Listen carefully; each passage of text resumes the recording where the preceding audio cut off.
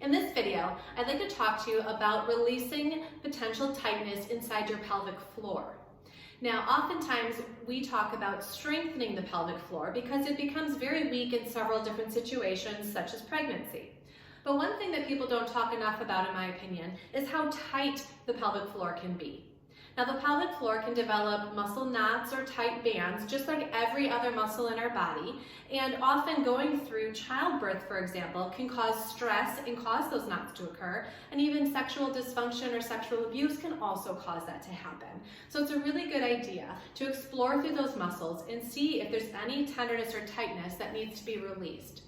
Our pelvic floor is a crucial part of our core stability. So if we want to activate it properly and really gain core stability, we need to make sure that those muscles function well and that they don't have any tightness or knots in them. So I want to start with just showing you an image of a pelvis so you can get a visual of what I'm talking about when we're releasing the pelvic floor.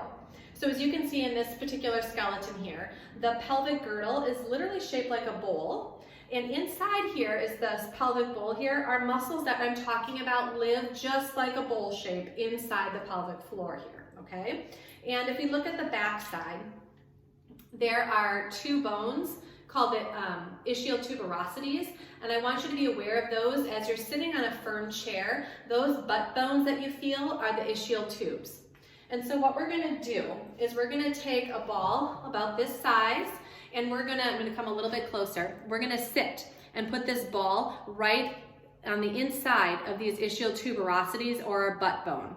Our pelvic floor muscles come from the tailbone here all the way to the front, and we're gonna try to explore through there to see if anything is tender or tight.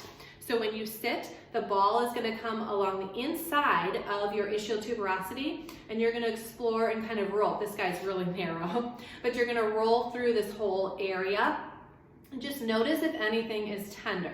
Now, you can avoid the middle area. We don't need to go over your openings, and men obviously stay away or behind your testicle area for obvious reasons, but let's just see what you feel in there. So, I'm just gonna show you what I mean by this. You're gonna take this ball and just simply sit on it. I like to have a chair that has arms because I like to take a little pressure off because it can be intense sometimes.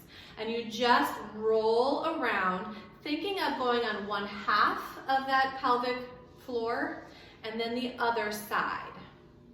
And a lot of times where those muscles attach to the bones is where it can be really tender. If you find a spot that's tender, just sink into it and sit.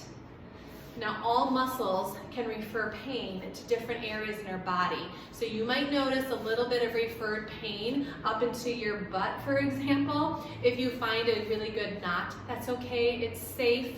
It's just you trying to release that knot, and that's how that muscle feels if there's a knot in there. Now, if you don't feel anything, no big deal. Perhaps you just need to activate your pelvic floor more. But if you do find a knot, I would spend about 2 minutes on a regular basis trying to release it. If that muscular knot has been there for a while, it is going to take a while to go away.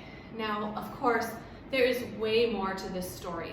I am not a specialized pelvic floor therapist, and there are physical therapists who are.